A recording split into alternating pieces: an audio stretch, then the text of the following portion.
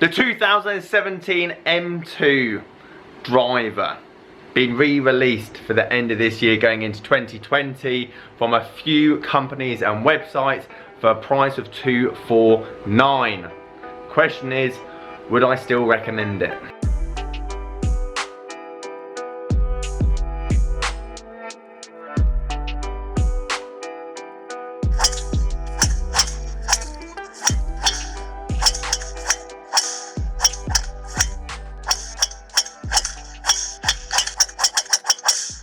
I like it loud. Guys, how you doing? Welcome back to a brand new video. It's Simon down here at Burford Golf Lab, and today we are going to talk about the M2, the 2017 version. Now, I've seen this on American Golf, I've seen this on Affordable Golf, I've seen this on Online Golf. They've re-brought out either package sets or the M2 woods and irons for you to obviously buy. Now, I want to talk about why I like this, potentially why I don't like it, and everything else in between. So guys, leave me your thoughts. Do you think this is a good move? Is this something that you'd be potentially interested in? And then let's talk about how good these drivers perform against the last 2 years of innovation, technology, and just, well, marketing really.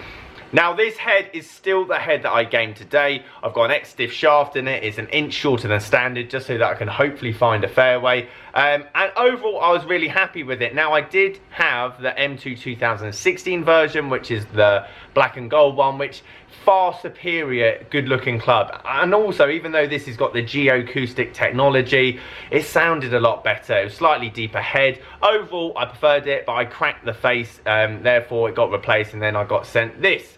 But let's talk about this driver more importantly. So the M2, just like the M4 and the M6, no adjustable weighting. Therefore, it's going to be your high forgiving head, high launching head, and high MOI. As soon as you put weights in the head or any adjustability in the head, it lowers that CG, making it closer to the face, makes it less forgiving, and it's going to produce less spin. So for your big hitter, the one that's consistent off the tee, that's desirable. However, if you're not a consistent driver of the golf ball, or you struggle to get up in the air, or you just want to worry about forgiveness, always buy a driver with no adjustable weighting in the head, no matter what brand or what company. And the price point, $249, which for a driver that's 2 years old, I've seen them on eBay at the moment for going about $160, $170 in good condition, but they're still second-hand, for example. $249 is still quite expensive, especially if you're starting the game. But again, I talk about my spectrum of second-hand to brand new. This is a good middle ground. This is for someone that potentially wants a new driver, has had a couple of lessons, and now wants to dip their toe in getting a club suited to them. So let's talk about value for money, because this is still $249. So realistically, it's £100 cheaper than when it came out 2 years ago. But what are you getting for that $249? Because if some of you saw my community post a couple of days ago, I actually saw this whole set on Facebook. She hasn't replied yet. I hope she will do in a sec. Offered $200. I probably got a bit cheeky. £250 for an M1 driver, M2 3 wood, R11 irons, Odyssey putter, and a bag. I'm a big advocate for a bargain. So what would you rather, one of these or all of that? However, you might not need all of that.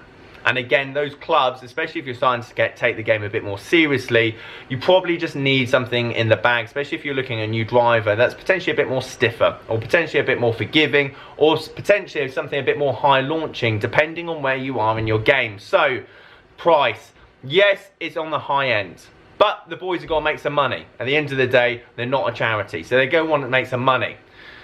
The value you're going to get from this driver is not the technology, not the sound that comes off the face, not the looks, but having a driver that is definitely up there with today's technology. Ball speed on this is going to be just as good as any M6 that came out this year, or the M8 that comes out next year.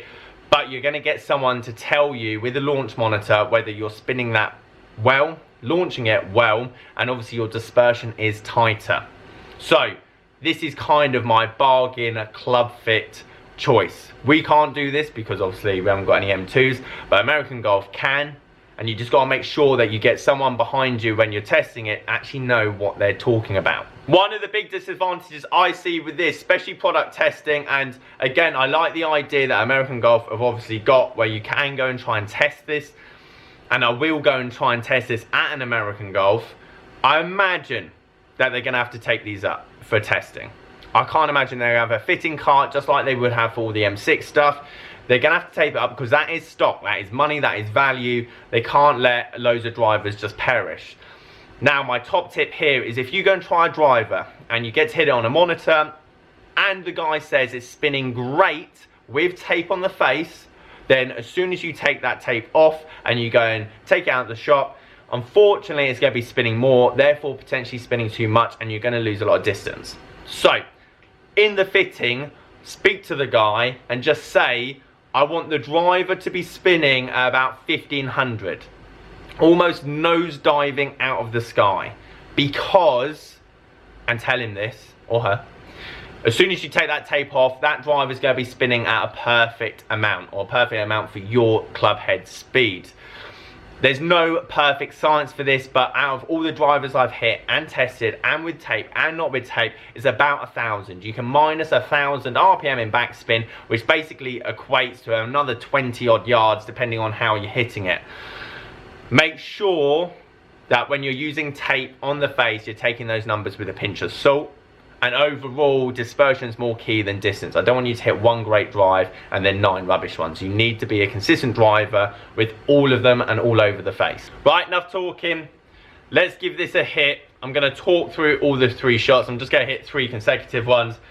It's not going to launch as it's not going to go as far as all the other drivers I test because it's purely just too high lofted for my swing now, and this is potentially too short of a shaft and all the stuff for my long drive. However, let's just talk about the sound, the forgiveness, and just general ball flight. I think it's key here. So, first swing of the day. Let's see where it goes. Hopefully somewhat forward.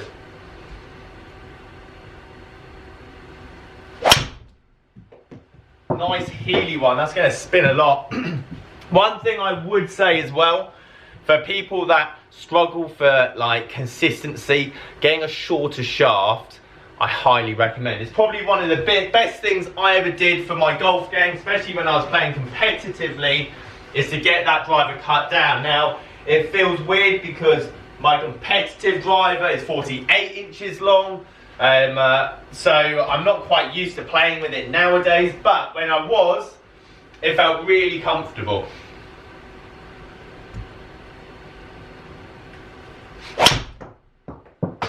Again, gave that a bit of a hit. Bit heely again, but heely and straight. I'll take that on the golf course. These aren't the longest drives I've ever hit, but any hole that goes straight is a good hole. Any hole that goes everywhere else is not a good hole. Okay, warming up. I think we could still get a bit more out of this, to be honest. Spin rate's actually quite good considering.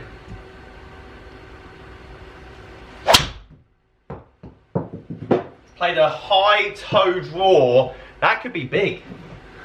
That could be big. Yeah, that's not bad, to be fair.